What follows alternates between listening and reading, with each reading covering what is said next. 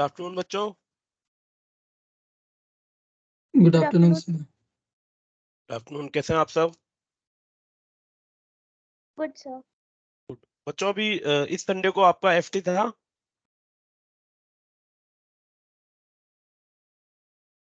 अभी last Sunday निकला था कल। Yes sir. किस चैप्टर का था बेटा? Newton law and motion. Newton's laws of motion का था, ठीक है। चलिए ठीक है बेटा, अच्छा हुआ।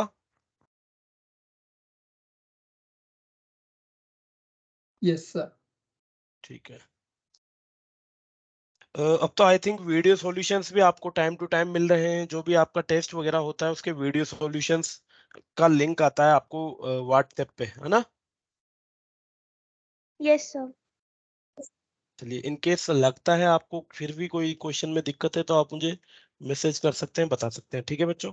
चलिए, तो हम पढ़ रहे थे रोटेशनल मोशन और वर्क डन बाय टॉर्क के बारे में हमने पढ़ा था। Work done by torque is equals to tau d theta torque into delta theta, ठीक है। Angular displacement, torque into angular displacement क्या हो जाएगा? Work done by a torque, ठीक है बच्चों। और अगर यहाँ पे कोई एनर्जी का डिसिपेशन नहीं हो रहा है तो वो सारा का सारा वर्क डन किसमें? चेंज इन काइनेटिक एनर्जी में हमें मिल जाता है, ठीक है बच्चों। चलिए, आज हम बात करेंगे एंगुलर मोमेंटम के। Angular momentum in case of rotation about a fix axis. कोई ऑब्जेक्ट किसी फिक्स एक्सिस के अबाउट रोटेट कर रहा है तो उस केस में एंगुलर मोमेंटम उस सिस्टम का क्या होने वाला है। ऑलरेडी हम बात कर चुके हैं कि एंगुलर मोमेंटम लीनियर मोमेंटम की रोटेशनल एनालॉजी होती है। रोटेशनल मोशन में जो एंगुलर मोमेंटम है वो लीनियर मोमेंटम की रोटेशनल एनालॉजी है। या फिर हमने बात की थी जनरली कि जो होता है L is our angular momentum and this angular momentum is R cross P। Yes और नो बच्चों, ये बात ऑलरेडी हम कर चुके हैं।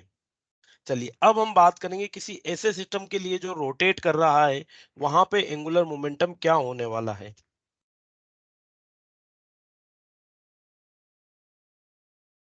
Angular momentum of a system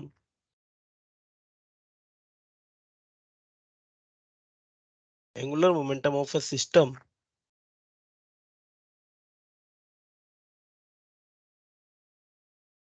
या angular momentum in case of rotation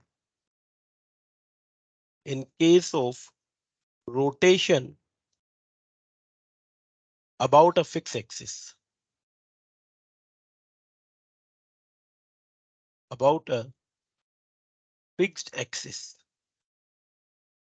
बच्चों हम बात कर चुके हैं टॉर्क के बारे में कि टॉर्क क्या होता है। Torque is rate of change of angular momentum, यही होता है बच्चों। Torque is rate of change of angular momentum, yes. और मान लीजिए ये टॉर्क अगर जीरो होता है, if the torque is zero, किसी भी सिस्टम पे एक्सटर्नल टॉर्क जीरो होता है तो उसका एंगुलर मोमेंटम क्या हो जाएगा बच्चों? उसका एंगुलर मोमेंटम कंजर्व हो जाएगा, ठीक है। तो ये कांस्टेंट हो जाएगा, या फिर मैं साफ साफ लिख सकता हूं कि L विल बी कंजर्व्ड। तो यहीं से हम किसी भी सिस्टम का एंगुलर मोमेंटम फाइंड आउट करेंगे। बेसिकली अगर हम बात करें कि मैं एक सिस्टम के किसी एक पार्टिकल का एंगुलर मोमेंटम फाइंड आउट कर लूं, किसी सिस्टम के किसी एक पार्टिकल का एंगुलर मोमेंटम फाइंड आउट कर लूं, तो इंडिविजुअल पार्टिकल के एंगुलर मोमेंटम को सम कर दूं तो क्या मुझे पूरे के पूरे सिस्टम का एंगुलर मोमेंटम मिल जाएगा बच्चों? Yes sir. यस, मैं कहना चाह रहा हूं अगर मान लीजिए किसी सिस्टम में n पार्टिकल्स हैं और हर एक पार्टिकल के एंगुलर मोमेंटम का मैं सम कर दूं तो ये मुझे पूरे के पूरे सिस्टम का एंगुलर मोमेंटम मिल जाएगा। मान लीजिए सिस्टम में n नंबर ऑफ पार्टिकल्स हैं तो sum of angular momentum of individual particle क्या होता है? Ri cross Pi, where I is from 1 to n, this will be the total angular momentum of the system. चलिए, पर उसके लिए हमें क्या करना पड़ेगा? सबसे पहले सिस्टम के किसी इंडिविजुअल पार्टिकल का एंगुलर मोमेंटम हम फाइंड आउट करेंगे। देखिए वो क्या हो जाएगा, द एंगुलर मोमेंटम फॉर एक पार्टिकल। मान लीजिए ये एक सिस्टम में ड्रॉ कर रहा हूं,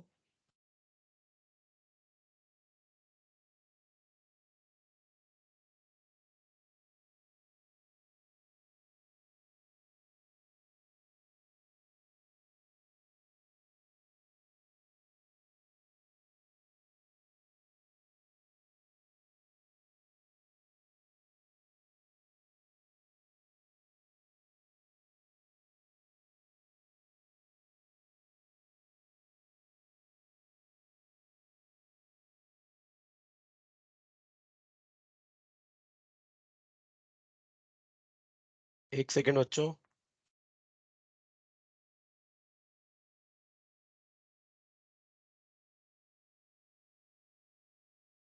मान लीजिए एक पार्टिकल है, पार्टिकल पी, ये पार्टिकल पी है, और पार्टिकल पी इस फिक्स एक्सिस के अबाउट, किसी सिस्टम का एक पार्टिकल पी मैंने चूज कर लिया है, और ये इस एक्सिस के about constant angular speed omega से रोटेट कर रहा है। ठीक है बच्चों, किसी इंस्टेंट पे पार्टिकल की पोजीशन ये हो जाएगी। इस इंस्टेंट पे अगर मैं वेलोसिटी की बात करूं, मान लीजिए ये एंटी क्लॉकवाइज रोटेट कर रहा है, तो क्या इसका velocity vector into the plane हो जाएगा बच्चों, कुछ इस तरीके से। This will be its velocity vector, ये इसकी वेलोसिटी हो जाएगी।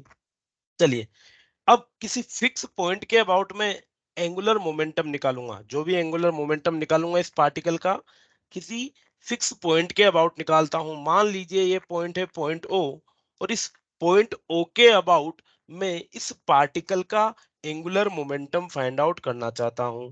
तो बच्चों, इस पार्टिकल के अबाउट एंगुलर मोमेंटम क्या हो जाएगा, एंगुलर मोमेंटम की सिंपल सी डेफिनेशन हमने लिख रखी है, आर क्रॉस पी।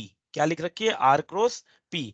तो पार्टिकल पी की पॉइंट ओ से डिस्टेंस क्या हो जाएगी, इसकी डिस्टेंस मान लेते हैं आर है, ये एक्सिस ऑफ रोटेशन से डिस्टेंस आर वन मान लेता हूं। ठीक है, ये आर वन हो जाएगी, और ये डिस्टेंस आर हो जाएगी। इस फिक्स पॉइंट ओ के अबाउट मुझे एंगुलर मोमेंटम निकालना है, तो डिस्टेंस भी कौन सी लूंगा, आर लूंगा, ना कि आर वन। ठीक है, चलिए, तो यहाँ पे क्या होगा देखो बच्चों, इस पार्टिकल पी का जो एंगुलर मोमेंटम हो जाएगा, it will be equals to r cross p. P क्या है बच्चों, पी पॉइंट से कंफ्यूज मत हो जाना, पी जो है इस पार्टिकल का एंगुलर मोमेंटम है, जिसे मैं लिख सकता हूं p equals to m v के बराबर। यस और नो, Yes, sir. यस, ये पार्टिकल का लीनियर मोमेंटम हो गया। फर्दर अगर हम बात करें आर की, तो आर की वैल्यू क्या हो जाएगी, displacement vector of particle P from point of consideration, ये हो जाएगी बच्चों। मान लीजिए मैं एक ट्रायंगल बनाता हूं, ये पॉइंट ओ हो गया, ये पॉइंट सी हो गया, और ये पॉइंट पी हो गया। तो अगर मान लीजिए ओ सी एक वेक्टर है और सी पी एक वेक्टर है, तो क्या मैं लिख सकता हूं कि O C vector plus C P vector, O C vector plus C P vector will be equals to OP vector. Yes और नो बच्चों, इस ट्रायंगल में आप देखोगे sum of OC vector plus CP vector will be equals to OP vector. OP क्या है, OP vector are है हमारे पास। चलिए, तो वैल्यूज पुट कर देते हैं, पी की वैल्यू भी पुट कर देते हैं, और आर की वैल्यू भी यहाँ पे हम पुट कर देते हैं। तो we will find r is OC vector plus CP vector cross p vector. P vector की वैल्यू है एम वी, जिसे हम अगर डिस्ट्रीब्यूटिव लॉ का यूज करते हैं, तो ये मिल जाएगा O C cross M V vector plus C P cross M V vector. ठीक है बच्चों, चलिए, तो सीपी की वैल्यू तो है हमारे पास आर वन, सीपी की वैल्यू क्या है हमारे पास, आर वन है। चलिए, इसके लिए अब यहाँ पे दो कंपोनेंट मिल गए बच्चों हमें, एक कंपोनेंट मिल गया ओसी क्रॉस एमवी, और एक कंपोनेंट मिल गया हमें Cp क्रॉस mv। सबसे पहले हम कंपोनेंट Cp क्रॉस mv के लिए बात करें तो for the component Cp cross mv, ये रहा Cp की वैल्यू है बच्चों R1 और ये हो जाएगा मोमेंटम mv1।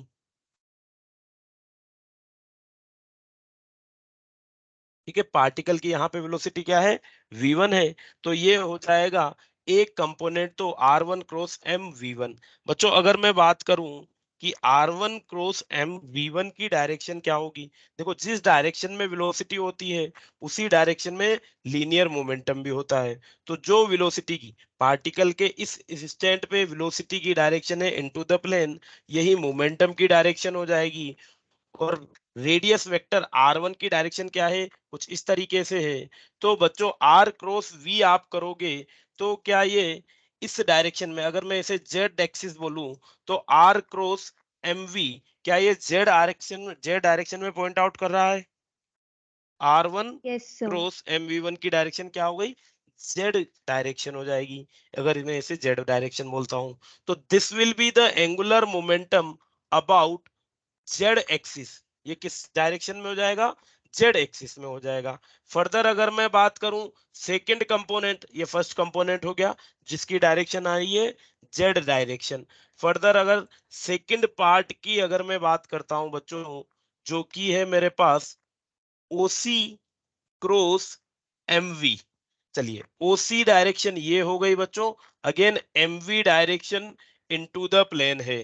तो ओसी क्रॉस एमवी के लिए आप डायरेक्शन देखोगे तो क्या आ जाएगी बच्चों, ये मान So लीजिए minus I cap. Minus I cap. ठीक है, इसको अगर आप देखोगे ये माइनस आई कैप आ जाएगी।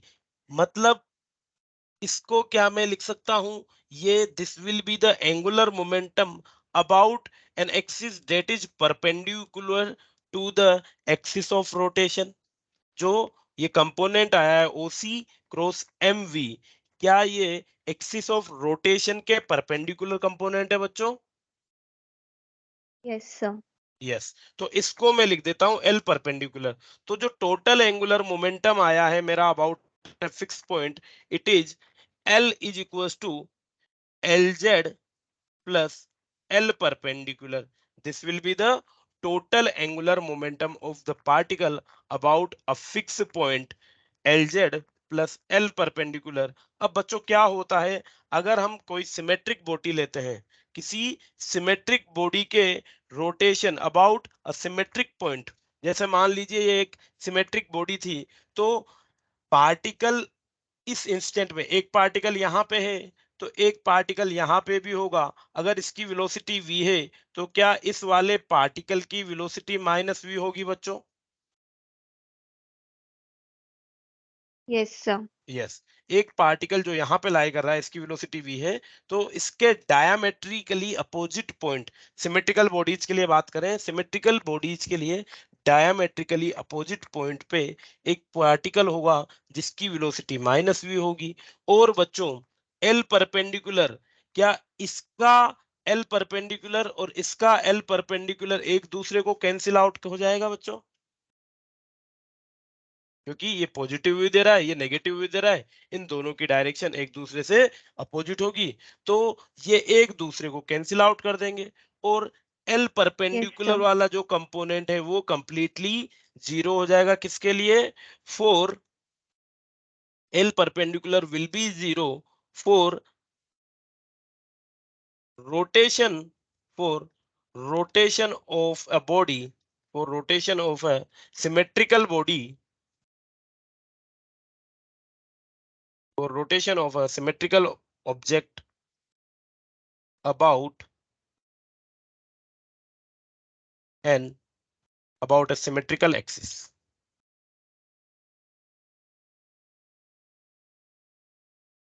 तो जब भी कोई सिमेट्रिकल ऑब्जेक्ट उसकी किसी सिमेट्रिकल एक्सिस के अबाउट रोटेट करेगा तो ये जो कंपोनेंट है एल परपेंडिकुलर वो हो जाएगा बच्चों जीरो। और अगर ये जीरो हो जाएगा तो we will left with L equals to L Z. किसके साथ बचेंगे, L equals to L Z हमारे पास रह जाएगा। और LZ की वैल्यू यहाँ पे क्या आई है हमारे पास, LZ की वैल्यू आई है R1 M V1 के बराबर। बच्चों अगर मैं यहाँ पे V1 की वैल्यू को पुट कर दूं तो V1 की वैल्यू क्या होती है हमारे पास इन टर्म्स ऑफ ओमेगा, बताइए। V की वैल्यू ओमेगा की टर्म में क्या होती है बच्चों, रिलेशन पता है आपको, V equals to sir V equals to R omega. V equals to R omega होता है। ठीक है बच्चों, तो अगर ये वैल्यू मैं पुट कर दूंगा तो हमें क्या मिल जाएगा, देखो R cross M into R omega. बच्चों यहाँ पे अगर हम देखें तो क्या जो R1 वेक्टर है, एक्चुअली ये R1 वेक्टर है, सॉरी, जो R1 वेक्टर है, सॉरी एक सेकंड में इसको रीराइट कर देता हूँ। ये एक मैग्नीट्यूड ही ले लेते हैं हम, ठीक है। तो जो R वेक्टर है और R ओमेगा है, ये या मोमेंटम वेक्टर P है, ये एक दूसरे के परपेंडिकुलर हैं बच्चों। यहाँ पे आप देखोगे तो R1 और वेलोसिटी ये एक दूसरे के परपेंडिकुलर हैं, और अगर ये परपेंडिकुलर हैं तो यहाँ पे साइन थीटा की वैल्यू क्या हो जाएगी बच्चों, क्या साइन थीटा की वैल्यू 1 हो जाएगी? 1। Yes, sine 90 will be 1। तो सिंपली मैं लिख सकता हूँ LZ will be equals to M R1 square omega. क्या हो जाएगा ये, M R1 square omega. Further ये तो बात हुई कि पार्टिकल के मोमेंटम की, इसकी डायरेक्शन भी मैं डिफाइन कर देता हूं। डायरेक्शन हो जाएगा इसका के केप। ठीक है जी। अब बच्चों अगर मैं बात करूं, ओमेगा तो पूरी बॉडी की एंगुलर स्पीड है, एम आर वन क्या है, एम आर वन है बेसिकली इस पार्टिकल का moment of inertia about the axis of rotation. भाई मोमेंट ऑफ इनर्शिया हमने पढ़ा था क्या था, किसी भी पार्टिकल के लिए एक्सिस ऑफ रोटेशन के अबाउट जो मोमेंट ऑफ इनर्शिया होता है it is m are square. तो ये हो गया मोमेंट ऑफ इनर्शिया किसी एक पार्टिकल के लिए। ठीक है, this will the moment of inertia for one particle. अगर मैं पूरी बॉडी के लिए मोमेंट एंगुलर मोमेंटम की बात करूं तो पूरी बॉडी के लिए जो एंगुलर मोमेंटम हो जाएगा it will be summation of L I. Yes और नो, पूरी बॉडी के लिए जो मोमेंट ऑफ इनर्शिया हो जाएगा Yes, it will sir. Be summation of angular momentum each particle, और it will be equals to M1 R1 का square omega, और जिसे हम समी, ओमेगा तो कांस्टेंट है, तो ओमेगा समीशन M1 R1 का स्क्वायर, और समीशन M1 R1 का स्क्वायर क्या हो जाता है बच्चों, क्या पूरी बॉडी का मोमेंट ऑफ इनर्शिया दे देगा ये। This term will be the Yes, sir. Moment of inertia of the body. Yes, तो यहां से हमें सिंपली एक रिलेशन मिल जाएगा कि L is equal to I omega k cap.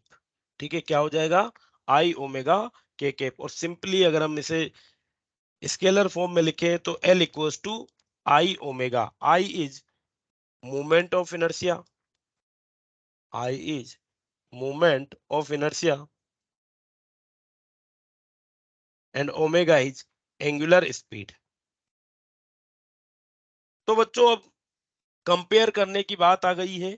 Linear momentum जो होता था वो क्या होता था, linear momentum is mass into velocity होता था। अगर रोटेशनल मोशन में हम आ जाते हैं तो रोटेशनल मोशन के लिए मास की एनालॉजी क्या हो जाती है बच्चों, moment of inertia, Moment of inertia.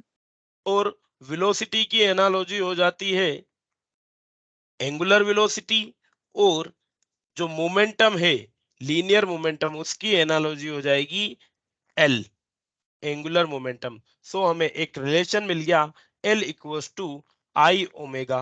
Clear है बच्चों बात, L equals to I omega. बोलिए बच्चों। सर यहाँ के कैप कैसे आया? के बेटा यहाँ पे आपने डायरेक्शन जो बताई थी LZ की, ये Z डायरेक्शन लिखा था। अगर मान लीजिए इसे Z डायरेक्शन मानेंगे Yes, तो sir. Z डायरेक्शन के लिए यूनिट वेक्टर क्या होता है, के कैप होता है ना। चलिए मान लीजिए अब Yes, अगर sir. किसी पार्टिकल पे कोई फोर्स एक्ट नहीं कर रहा है, किसी पार्टिकल पे कोई फोर्स एक्ट नहीं कर रहा है, या हम बात करें एंगुलर रोटेशन में, अगर किसी पार्टिकल पे कोई टॉर्क एक्ट नहीं कर रहा है, एक्सटर्नल टॉर्क जीरो है, इट मींस उसका एंगुलर मोमेंटम कांस्टेंट होना चाहिए, एल की वैल्यू कांस्टेंट होनी चाहिए। यहाँ पे आप जैसे देख सकते हैं कि हम बात कर रहे थे, अगर टॉर्क जीरो है तो एंगुलर मोमेंटम कंजर्व रहेगा और एल जो रहेगा वो कांस्टेंट रहेगा। एल की वैल्यू हमने यहाँ पे डिफाइन कर दी, आई ओमेगा है। अब देखिए बच्चों, किस तरीके से हम एंगुलर मोमेंटम कंजर्वेशन के कुछ एग्जांपल देखेंगे। अगर टॉर्क जीरो है तो एंगुलर मोमेंटम कंजर्व रहेगा if external torque on the system is zero, then delta L is constant या conserved, means final angular momentum is equals to initial angular momentum। angular momentum को हमने लिखा है बच्चों I omega, तो क्या मैं लिख सकता हूं I final omega final will be equals to I initial omega initial, yes or no? If external torque is zero, Yes, क्या ये sir. चीज लिखी जा सकती है? व्यास। अब अगर मान लीजिए कि अगर किसी भी बॉडी पे कोई एक्सटर्नल टॉर्क नहीं एक्ट कर रहा है, अगर मैं उसके मोमेंट ऑफ इनर्शिया आई को बढ़ा दूं, अगर एक्सटर्नल टॉर्क जीरो है, इन दिस केस अगर आई को बढ़ाऊंगा तो बच्चों ओमेगा डिक्रीज हो जाएगा।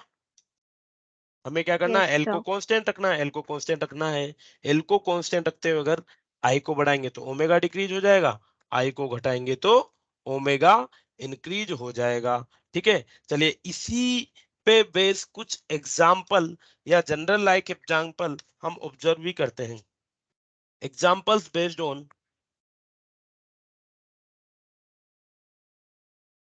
Examples based on conservation of angular momentum.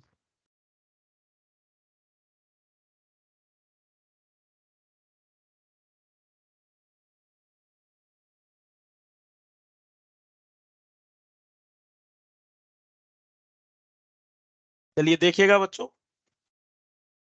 a person skating on ice fold his arms, then a person skating on ice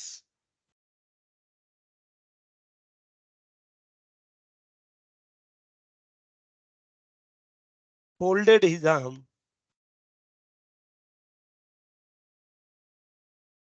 folded his arm,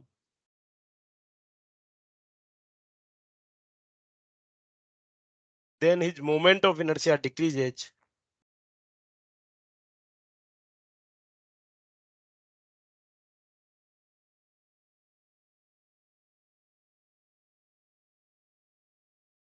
और moment of inertia decrease हो जाएगा तो एंगुलर स्पीड क्या हो जाएगी, and omega increases. Increase. ठीक है बच्चों, तो क्या होता है अगर मान लीजिए कोई बच्चा या कोई भी परफॉर्मर आइस पे परफॉर्म कर रहा है, स्केटिंग कर रहा है और वो रोटेट कर रहा है, ठीक है, वो रोटेट कर रहा है, सडनली वो क्या करता है, उसके हाथों को फोल्डेड कर देता है, उसके हाथों को फोल्ड, उसने क्या पहले अपने हाथों को स्ट्रेच कर रखा है, जैसे ही वो हाथों को फोल्ड करेगा बच्चों, उसका उस बॉडी का एक्सिस ऑफ रोटेशन के about moment of inertia decrease हो जाएगा। जब वो आर्म स्ट्रेच कर रखा था तो आर की वैल्यू ज्यादा थी, आई की वैल्यू बढ़ जाती थी, जैसे ही आर्म फोल्ड करेगा आई की वैल्यू डिक्रीज हो जाएगी। सिंस कोई एक्सटर्नल टॉर्क एक्ट नहीं कर रहा है तो एंगुलर मोमेंटम को कंजर्व रखने के लिए जैसे ही आई की वैल्यू आई की वैल्यू डिक्रीज हुई, ठीक है, आई की वैल्यू डिक्रीज होगी तो उसकी एंगुलर स्पीड इंक्रीज हो जाएगी। यस और no? Yes, sir. Yes. Reverse possible है आल्सो। अब वो फोल्डेड को अगर स्ट्रेच कर देता है तो क्या हो जाएगा, फोल्डेड हैंड्स को स्ट्रेच कर देगा तो अब आई की वैल्यू इंक्रीज हो Omega will जाएगी। आई decrease. की यस, आई की वैल्यू क्यों इंक्रीज हो रही है बच्चों, क्योंकि जैसे ही फोल्ड स्ट्रेच कर देगा वो हाथ दूर दूर हो जाएंगे, तो जो मास है वो एक्सिस ऑफ रोटेशन से डिस्ट्रीब्यूट हो जाएगा, दूर हो जाएगा, तो मोमेंट ऑफ इनर्शिया इंक्रीज हो जाएगा। चलिए सेकेंड एग्जांपल अगर हम बात करें, A diver jumping from a height folds his arm. A diver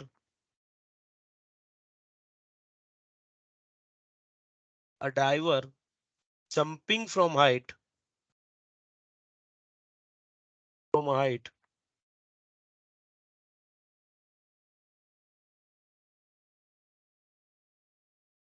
folds his hand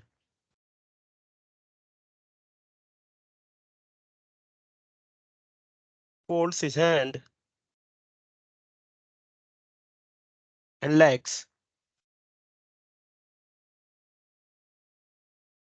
in order to increase the number of rotation. In order to increase its number of rotation. बच्चों आपने observe किया होगा, देखा होगा TV वगैरह पे या live भी देखा होगा, जब कोई डाइवर किसी हाइट से जंप करता है तो वो उसने हाथों को, अपने हैंड्स को और लेग्स को एक साथ फोल्ड कर लेता है। और जैसे ही उसने इस चीज को किया, अपने हाथों और लेग्स को फोल्ड किया, उसने अपना मोमेंट ऑफ इनर्शिया क्या किया, डिक्रीज कर दिया। और जैसे ही मोमेंट ऑफ इनर्शिया डिक्रीज हुआ, उसके नंबर ऑफ रोटेशन बढ़ जाते हैं, है ना बच्चों? Yes sir. यस। चलिए, अभी कुछ सालों पहले एक स्टडी भी सामने आई थी कि चाइना में एक बहुत बड़ा सा डैम है। ठीक है, चाइना में क्या है, एक बहुत बड़ा सा डैम है और उस डैम में बहुत सारा पानी है और उसमें इतनी क्वांटिटी में वाटर है कि उस वाटर के एक साथ कलेक्टिवली होने से अर्थ का मोमेंट ऑफ इनर्शिया इंक्रीज हो गया। उस वाटर का एक साथ कलेक्ट होने से अर्थ का मोमेंट ऑफ इनर्शिया इंक्रीज हो गया। और अर्थ का मोमेंट ऑफ इनर्शिया इंक्रीज हो गया, इस वजह से अर्थ की क्या चीज डिक्रीज हो जाएगी बच्चों? स्पीड। Angular speed. तो ऐसा अनुमान लगाया कि बहुत ही माइक्रो सेकंड से, बहुत ही माइक्रोन सेकंड से अर्थ की जो रोटेशन है वो डिक्रीज हो गई है। ये एक स्टडी में हमें पता चला। ठीक है बच्चों, तो क्यों पता चला, उसके पीछे क्या कंसेप्ट रहा? कंसेप्ट ये रहा कि जैसे ही वो वाटर का एक ब्रिज के उसके अंदर में इकट्ठा हुआ, कलेक्ट हुआ, मोमेंट ऑफ इनर्शिया इंक्रीज हो गया और एंगुलर मोमेंटम को कंजर्व कराना था, तो आई बढ़ा तो ओमेगा डिक्रीज हो गया और हमारा डे का टाइम बहुत माइक्रोन सेकंड से रिड्यूस हो गया बच्चों। ठीक है ना? इंटरेस्टिंग सा फैक्ट। Yes sir. यस। चलिए, किसी के लिए बड़ी दुख की बात होगी कि बहुत कम समय के लिए सोने को कम मिला एक दिन में। किसी के लिए नहीं है दुख की बात। चलिए ठीक है। तो इस तरीके से कुछ एग्जाम्पल्स मिल जाते हैं बच्चों में कंजर्वेशन ऑफ एंगुलर मोमेंटम पे। कुछ न्यूमेरिकल्स भी हमें यहाँ पे मिलने वाले हैं जो हम आगे चल के सोल्व करेंगे based on conservation of angular momentum. ठीक है बच्चों?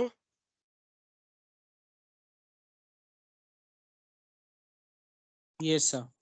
यस। Yes sir. चलिए, एक क्वेश्चन हम कर लेते हैं इसी बेसिस पे। वेट कीजिए बच्चों।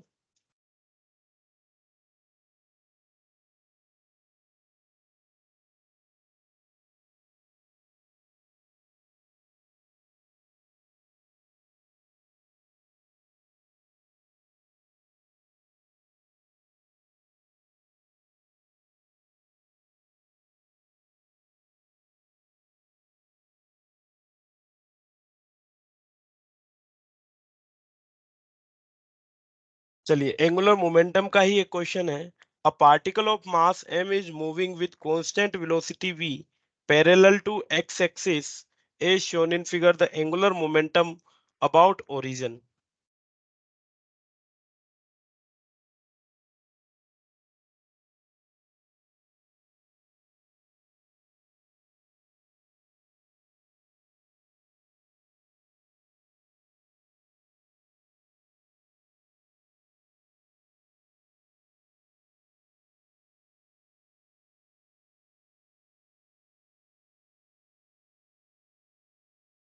तो कुछ इस तरीके से है ये x एक्सिस है, ये y एक्सिस है और एक पार्टिकल इनिशियली इस पोजीशन पे था जहां पे इसकी वेलोसिटी v है ये जो डिस्टेंस है हमें कुछ इस तरीके से बताई हुई है। ये डिस्टेंस ए है, ये ओरिजिन है 0,0, ये डिस्टेंस बी है,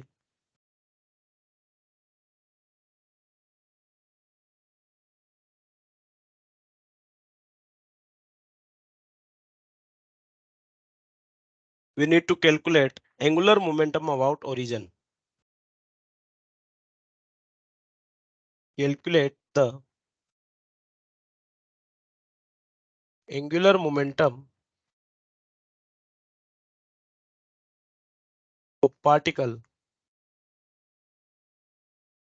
about the origin.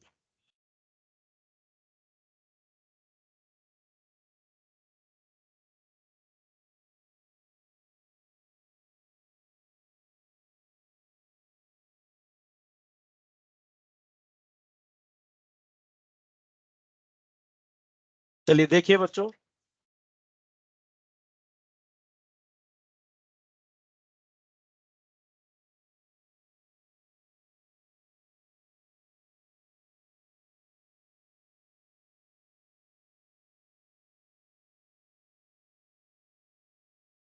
चलिए यहां पे अगर हम देखें कि what is the perpendicular distance between velocity vector and origin. मान लीजिए ओरिजिन हो गया, तो इसको हम दो तरीके से कर सकते हैं बच्चों। या तो हम देखें कुछ इस तरीके से कि एक तो ये डिस्टेंस हो गई आर, ठीक है, तो डिस्टेंस आर और इसके परपेंडिकुलर वेलोसिटी वेक्टर मान लेते हैं। अगर ये एंगल थीटा है तो क्या बच्चों ये एंगल भी थीटा हो जाएगा? Yes sir. यस यस, ठीक है, ये एंगल भी थीटा हो जाएगा। इस वेलोसिटी के दो कंपोनेंट हो जाएंगे, एक अलोंग द रेडियस वेक्टर, एक perpendicular to the velocity vector. हमें यहाँ पे जब भी हम एंगुलर मोमेंटम निकालते हैं, sorry angular momentum that is r cross M v, तो कौन सा कंपोनेंट लेंगे बच्चों?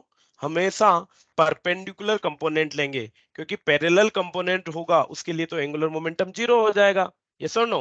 तो हमेशा परपेंडिकुलर कंपोनेंट हम लेंगे, वी परपेंडिकुलर लेंगे। तो वी परपेंडिकुलर हो जाएगा ये वाला पार्ट। इस वेलोसिटी के दो कंपोनेंट हो जाएंगे, एक ये और एक ये हो जाएगा बच्चों वी कोस थीटा, और ये वाला कंपोनेंट हो जाएगा v साइन थीटा। तो हमें लेना है v साइन थीटा वाला पार्ट, ठीक है जी। अगर हम यहाँ पे इसे सिंपली लिखते हैं तो ये हो जाएगा m v परपेंडिकुलर r, ठीक है बच्चों। तो ये हो जाएगा हमारे पास m v परपेंडिकुलर की वैल्यू हो जाएगी v sine theta into r. चलिए r की वैल्यू की बात करें तो बच्चों ये बेस हो गया, ये हाइपोटेन परपेंडिकुलर हो गया, तो क्या मैं लिख सकता हूँ r is equal to under root of A square plus B square? Yes और no? Yes sir. Yes, R equals to A square plus B square. Further अगर मैं बात करूं साइन थीटा की, तो साइन थीटा होता है perpendicular upon hypotenuse. So perpendicular है बी और हाइपोटेनस है r, that is a square plus B square. ये वैल्यूज भी मैं पुट कर देता हूं आर की और साइन थीटा की। So the angular momentum about the origin will be M V sine theta की वैल्यू बच्चों B upon under root of A square plus B square multiplied R, R की value under root of A square plus B square. तो the angular momentum will be M V B. Yes और no? Yes sir. Yes. तो आप चाहे तो direct भी perpendicular distance निकाल सकते हैं, चाहे तो इस तरीके से भी इसे सोल्व कर सकते हैं। Okay,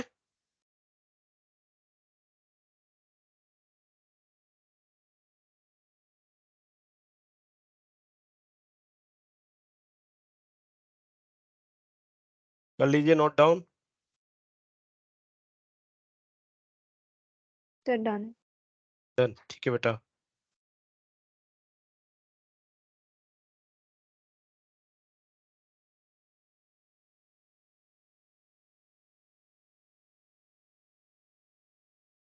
Done, sir. ओके बेटा, चलिए तो अब हम बात करते हैं नेक्स्ट टॉपिक की। क्वेश्चंस हम इसके कंटिन्यू करते रहेंगे। जो हमारा यहाँ पे नेक्स्ट टॉपिक है, डेट इज रोलिंग मोशन।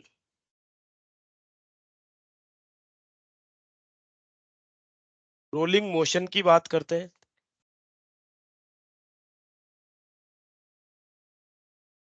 बच्चों इस चैप्टर की स्टार्टिंग में हमने बात की थी कि या तो हमारे पास प्योर ट्रांसलेशनल मोशन है या प्योर रोटेशनल मोशन है, या फिर हम एक ऐसे टाइप का मोशन पढ़ेंगे जहां पे ट्रांसलेशन भी हो रहा है और रोटेशन भी हो रहा है।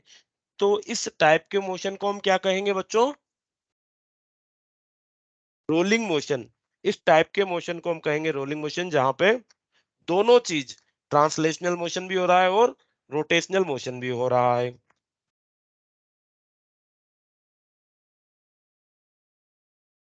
उसे हम कहेंगे रोलिंग मोशन।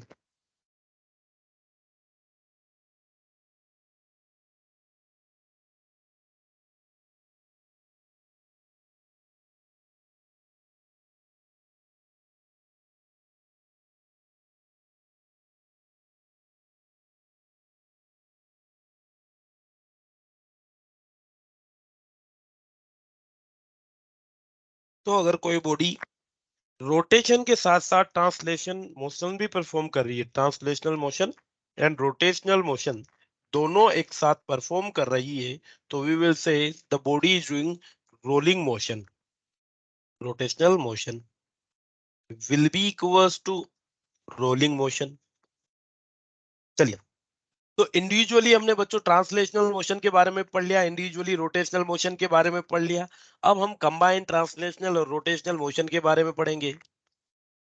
थोड़ी सी वापस से हम एक छोटी सी बात करते हैं कि मान लीजिए अगर कोई बॉडी प्योर रोटेशनल मोशन कर रही है, कोई बॉडी अगर प्योर रोटेशनल मोशन कर रही है किसी फिक्स एक्सिस के अबाउट, मान लीजिए एक डिस्क ले ली है मैंने, ये डिस्क अपनी सिमेट्रिकल एक्सिस ऑफ रोटेशन के अबाउट, अपनी सिमेट्रिक एक्सिस के अबाउट रोल कर रही है, इस पॉइंट फिक्स पॉइंट के अबाउट, तो बच्चों क्या इसका सेंटर ऑफ मास मूव कर रहा है? No sir. नो, इसका जो सेंटर ऑफ मास है V, ये डेफिनेटली रेस्ट पे रहता है। मान लीजिए ये जो डिस्क है ये क्लॉकवाइज रोटेट कर रही है, तो क्लॉकवाइज जब ये रोटेट करेगी तो ये पार्टिकल क्या होगा? ये पार्टिकल फॉरवर्ड डायरेक्शन में मूव करेगा, यस और नो? चलिए, यस सिमिलरली सर। मैं 3 पॉइंट पे बात करता हूं। एक पॉइंट ए जो टॉप मोस्ट पॉइंट है, पॉइंट बी जो बॉटम मोस्ट पॉइंट है, और सेंटर सी। तो centre C pure rotational motion में जो सेंटर ऑफ मास होता है सी की वेलोसिटी 0 होती है। पॉइंट ए की वेलोसिटी फॉरवर्ड डायरेक्शन में मैं वी बोल देता हूं। बच्चों पॉइंट बी की डायरेक्शन क्या होगी मोशन की? टुवर्ड्स आई कैप, माइनस आई कैप। माइनस आई कैप। तो इसको मैं लिख देता हूं माइनस का वी वेलोसिटी, ये हो जाएगी माइनस वी। ठीक है बच्चों, तो ये प्लस वी, ये माइनस वी, और पॉइंट सी की वेलोसिटी हो जाएगी 0। किस केस में? रोटेशनल मोशन के लिए। फर्दर हम बात करें अगर ट्रांसलेशनल मोशन के लिए, तो ट्रांसलेशनल मोशन में क्या होता है? बॉडी का हर एक पॉइंट, बॉडी का हर एक पॉइंट सेम वेलोसिटी से मूव करेगा। मतलब अगर मैं चाहूं पॉइंट ए, पॉइंट बी या पॉइंट सी, तीनों के तीनों सेम वेलोसिटी से मूव करते हैं बच्चों। ये भी वी से मूव करेगा, ये भी वी से मूव करेगा, और ये भी वी से मूव करेगा। ट्रांसलेशनल मोशन में कोई सा ही पॉइंट ले लो, सब सेम वेलोसिटी से मूव करते हैं। ठीक है बच्चों, तो ये रही यस सर। रोटेशनल मोशन की बात, ये रही ट्रांसलेशनल मोशन की बात। अगर बॉडी रोलिंग मोशन परफॉर्म कर रही है, मतलब दोनों चीज एक साथ हो रही है, तो इन दोनों को क्या कर देता हूं मैं? एड ऑन कर देता हूं। भाई वो रोल भी कर रही है, ट्रांसलेशन भी कर रही है, और इन दोनों को अगर मैं एड ऑन करूंगा तो मुझे क्या मिल जाएगा बच्चों? वापस से मैं तीनों पॉइंट, पॉइंट ए बी और सी के लिए बात करूं अगर, तो पॉइंट ए की नेट वेलोसिटी क्या हो जाएगी बच्चों?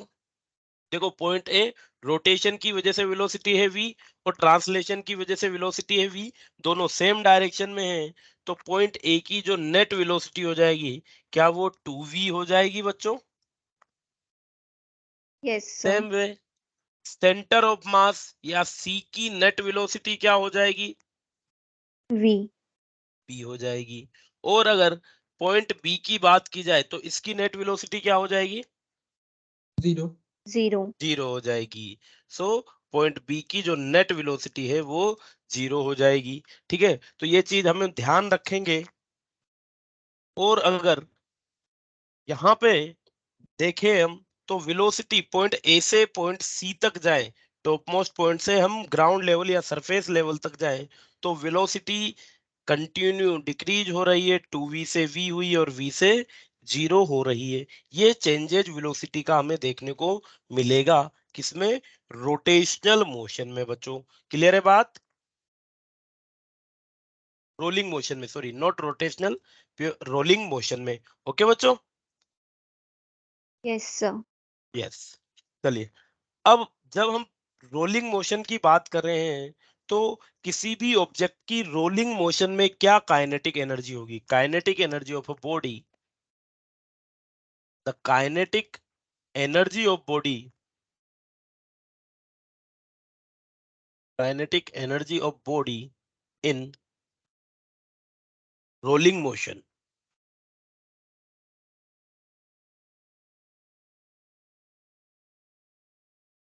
बच्चों सेम फिगर वापस से देखिए।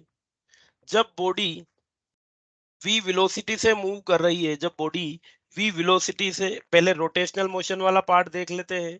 जब बॉडी फिक्स एक्सिस के अबाउट रोटेट कर रही है तो इसकी जो रोटेशनल काइनेटिक एनर्जी होती है वो कितनी होती है?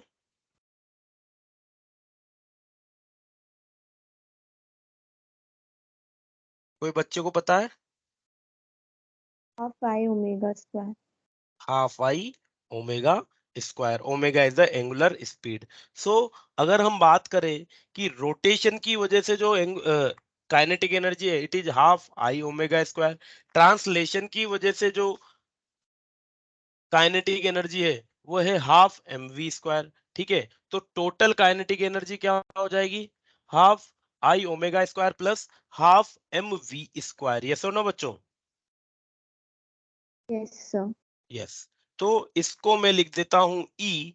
ई is total kinetic energy and the total kinetic energy is equal to E R, means rotational kinetic energy, plus E T, translational kinetic energy. E R की अगर बात करें बच्चों तो ई आर होता है हमारे पास हाफ आई ओमेगा स्क्वायर। ठीक है, चलिए इसको अगर हम बात करें तो क्या लिख सकते हैं?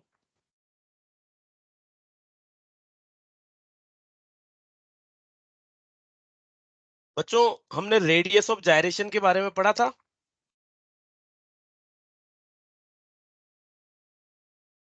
I think radius of gyration के बारे में नहीं पढ़ा अभी, है ना? यस सर, नहीं चलिए, पढ़ा। नहीं, चलिए ठीक है, एक सेकंड होल्ड करना बच्चों।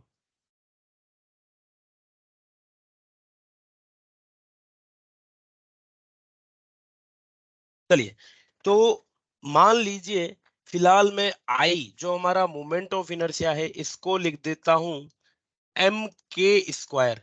क्या हो जाएगा? एम के स्क्वायर। और आई इज टू, मैंने यहाँ पे लिखा है एम के स्क्वायर।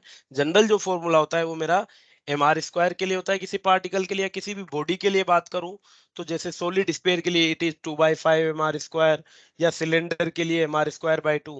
हमने एक जनरल नेम दे दिया मोमेंट ऑफ इनर्शिया को, एक जनरल नेम दे दिया। किसी भी टाइप की बॉडी हो उसके लिए के की वैल्यू अलग हो जाएगी। के ही हमारा रेडियस ऑफ जायरेशन होता है, उसको हम आगे चल के पढ़ेंगे।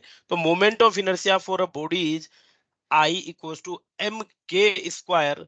तो इसको मैंने लिख दिया the rotational kinetic energy will be half mk square into omega square। Further अगर हम बात करें तो ओमेगा को क्या लिख सकते हैं बच्चों? ओमेगा को हम लिख सकते हैं v square upon r square. ठीक है, तो रोटेशनल काइनेटिक एनर्जी हमें मिल गई 1/2 एम के square v square by I square, या फिर half M we square multiplied by k square by are square. तो ये तो हो गई हमारी rotational kinetic energy of the body. Further अगर हम बात करें ट्रांसलेशनल काइनेटिक एनर्जी, तो ट्रांसलेशनल काइनेटिक एनर्जी क्या हो जाएगी? Translational kinetic energy will be half M we square. ठीक है बच्चों, वही एम मास की बॉडी वी वेलोसिटी से, सेंटर ऑफ मास की वेलोसिटी की बात कर रहा हूँ, एम मास की बॉडी वी वेलोसिटी से मूव करती है, तो इसकी ट्रांसलेशनल काइनेटिक एनर्जी होती है half M we square. So इसकी total kinetic energy will be rotational plus translational, and it will be equals to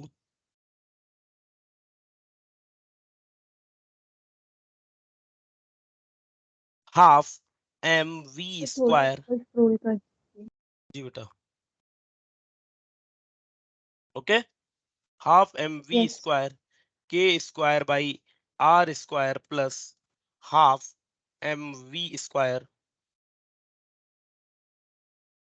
जो कि हो जाएगा E equals to half M we square 1 plus के स्क्वायर बाई आर स्क्वायर।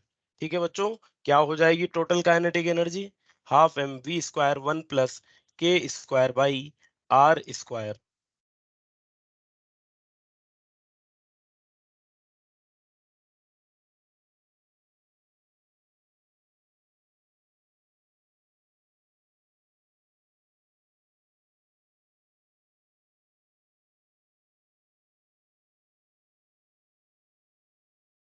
ठीक है बच्चों? Yes sir yes.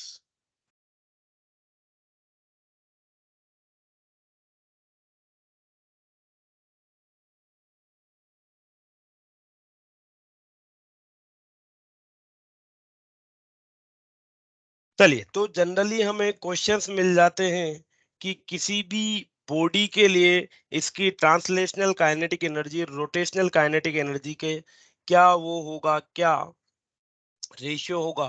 तो डिफरेंट डिफरेंट रेशियो हमसे पूछ लिए जाते हैं। For example, ratio of E rotational या ई आर अपॉन ई टोटल। ठीक है, ट्रांसलेशन को केवल और केवल टी से लिखूंगा, और टी ओ टी हो जाएगा टोटल काइनेटिक एनर्जी। तो बच्चों, अगर ई आर और ई टोटल के रेशियो की अगर हम बात करें, तो क्या हो जाएगा? क्या ये half M we square K square by are square, ये तो हो जाएगी ट्रांसलेशनल काइनेटिक एनर्जी। और टोटल काइनेटिक एनर्जी की बात करें, तो ये हो जाएगी half M we square 1 plus के स्क्वायर बाई आर स्क्वायर। ठीक है, हाफ एम वी स्क्वायर से हाफ एम वी स्क्वायर हो कैंसिल आउट हो जाएगा, तो we will left with simply K square by are square divided by 1 plus के square by are square. Okay बच्चों? Yes sir yes. तो ये हो जाएगा ratio for rotational kinetic energy to total kinetic energy. चलिए, अब अगर हम बात करें अलग अलग बॉडीज के लिए, तो ये जो रेशियो है बच्चों के स्क्वायर बाई आर स्क्वायर का, ये देखिए क्या होता है। सबसे पहले अगर हम बात करें बच्चों रिंग के लिए, तो रिंग के लिए moment of inertia about an axis passing through centre of mass at perpendicular to plane क्या होता है? एम आर स्क्वायर होता है। Ring, Yes, sir. Yes, yes sir मैं बता देता हूं बच्चों। मान लीजिए ये रिंग है, और रिंग का ये सेंटर ऑफ मास हो गया, और सेंटर ऑफ मास से पास होने वाली और प्लेन के परपेंडिकुलर एक्सिस के अबाउट जो मोमेंट ऑफ इनर्शिया होता है, ये एम आर स्क्वायर होता है। This is m are square. अब हमने क्या किया, ये मोमेंट ऑफ इनर्शिया था, इस मोमेंट ऑफ इनर्शिया को अगर मैं कंपेयर करूं एम के स्क्वायर से, अगर मैं इसे वो एम के स्क्वायर से कंपेयर करूं, तो बच्चों यहाँ पे क्या K will be equals to R आ जाएगा। यस सर यस, इस एक्सिस के अबाउट जो मोमेंट ऑफ इनर्शिया है वो एम आर स्क्वायर, उसको एम के स्क्वायर से कंपेयर करते हैं तो K will be equal to R. और रिंग के केस में यहाँ पे K square by are square की वैल्यू क्या 1 आ जाएगी बच्चों? Yes, sir. sir. यस। और अगर K square by r square की वैल्यू 1 आ गई तो किसी भी रिंग के लिए उसकी rotational energy, rotational kinetic energy और टोटल काइनेटिक एनर्जी का रेशियो, मैं बात कर रहा हूं ई आर अपॉन ई टोटल, किसी भी रिंग के लिए उसकी जो रोटेशनल काइनेटिक एनर्जी है और टोटल काइनेटिक एनर्जी है उनका रेशियो क्या 1/2 के बराबर हो जाना चाहिए? Yes, sir. Yes, sir. Yes, very good. चलिए नेक्स्ट हम बात करते हैं बच्चों एक डिस्क के लिए। एक डिस्क है, सेम थिंग ले रहा हूं मैं वापस से।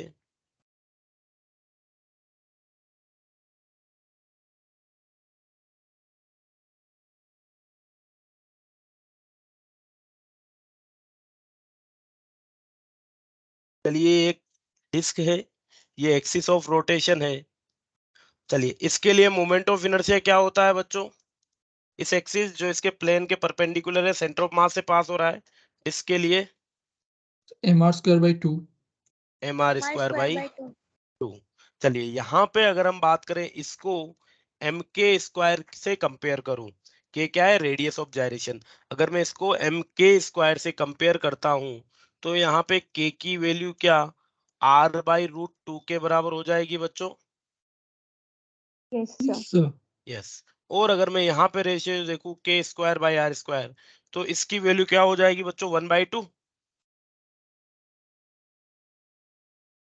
के स्क्वायर बाई आर स्क्वायर की वैल्यू क्या हो जाएगी यहाँ पे? 1/2। देख लीजिए, Yes, दोनों sir. साइड स्क्वायर कर लीजिए तो ये 1/2 आ जाएगी। ठीक है। और अगर मैं रेशियो निकालूं E R by E total तो ये क्या हो जाएगा बच्चों? किसी भी डिस्क के लिए उसकी रोटेशनल काइनेटिक एनर्जी और टोटल काइनेटिक एनर्जी का ratio will it be 1/2 plus 1 plus 1/2, so it will B 1/2 upon 3/2 और ये हमें मिल जाएगा 1/3। यस और नो? Yes, sir. चलिए नेक्स्ट हम बात करते हैं बच्चों एक सॉलिड स्फीयर के लिए।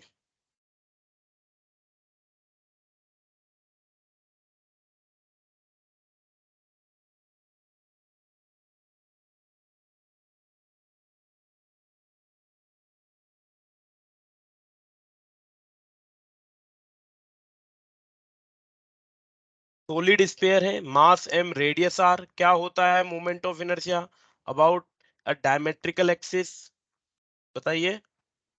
The 2 by 5 MR square. 2/5 mr square। yes, the moment of inertia about an axis passing through center of mass is 2/5 mr square।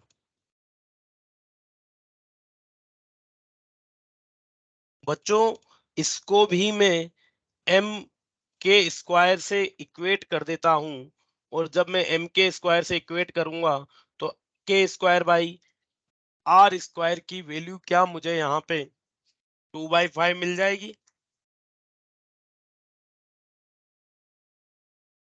क्या k Yes, sir. Square by are square की value 2/5 मिल जाएगी? चलिए ratio बताइए E R upon E total का।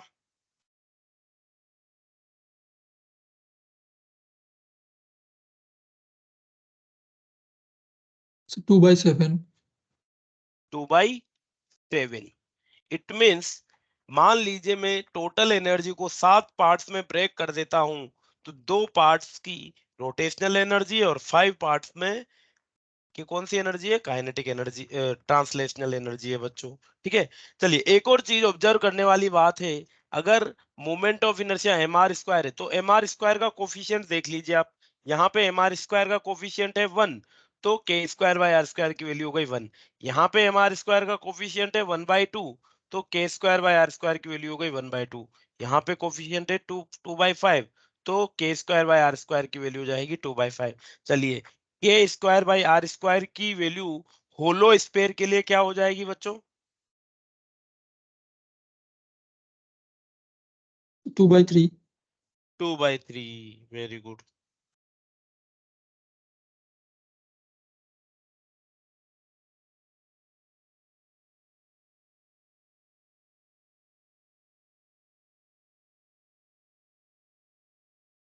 हम बात कर रहे हैं होलो स्फीयर के लिए।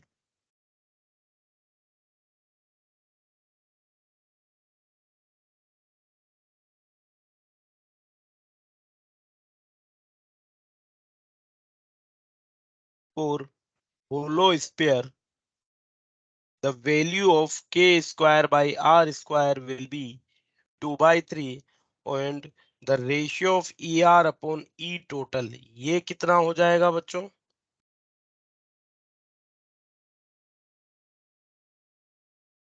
So 2/5. 2/5।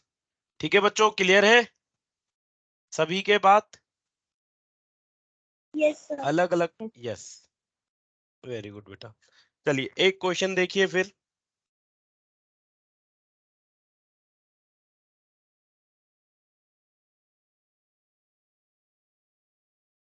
We have 3 spheres, 3 sphere है हमारे पास। Sphere A, sphere B and sphere सी।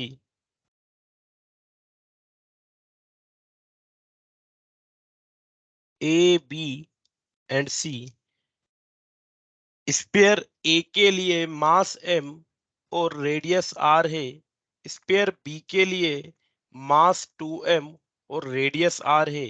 और स्फीयर 3 के लिए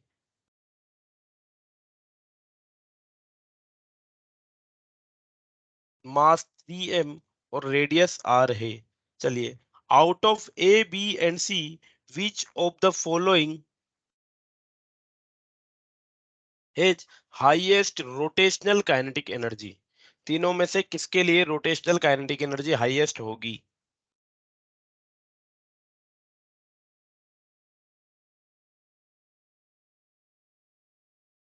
पहला क्वेश्चन है, which among the following has highest rotational kinetic energy?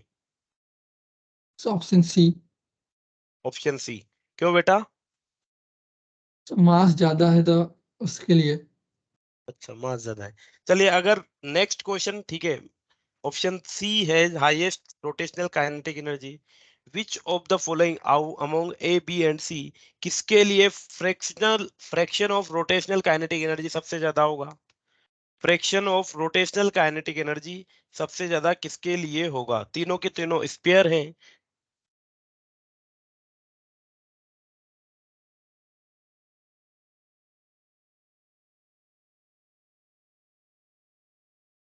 For which sphere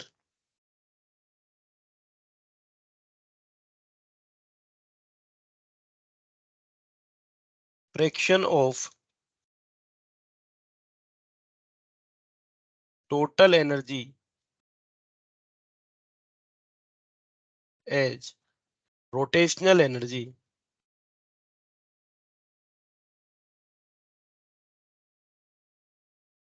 is maximum?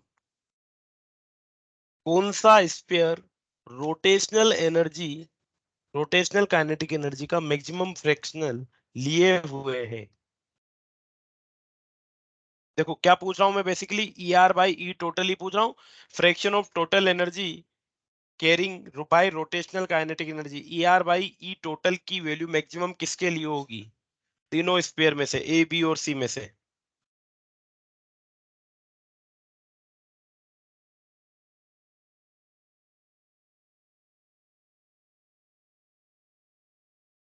देखिए ये रहा एक यूनिफॉर्म स्फीयर के लिए।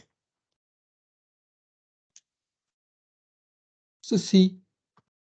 सी के लिए कुछ मैथमेटिकली रीजन दे सकते हो बच्चा?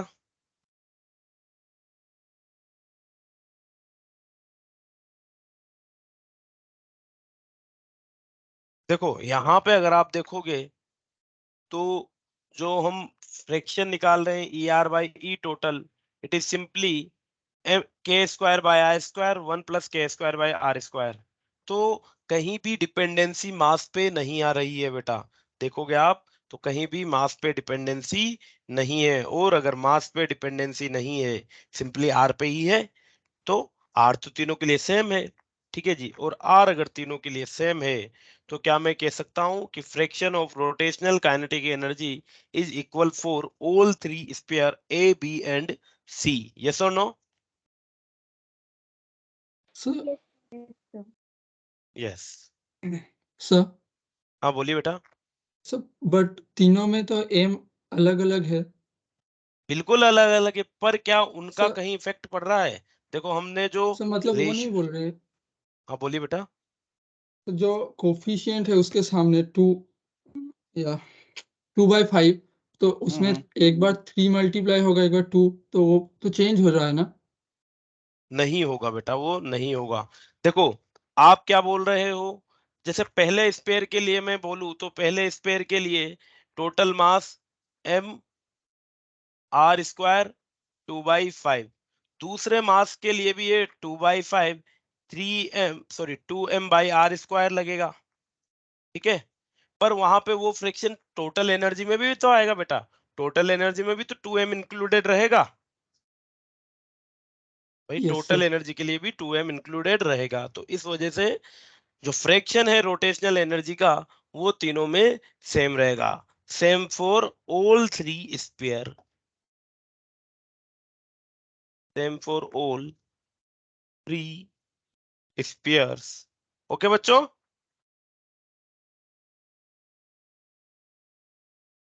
चलिए थैंक यू।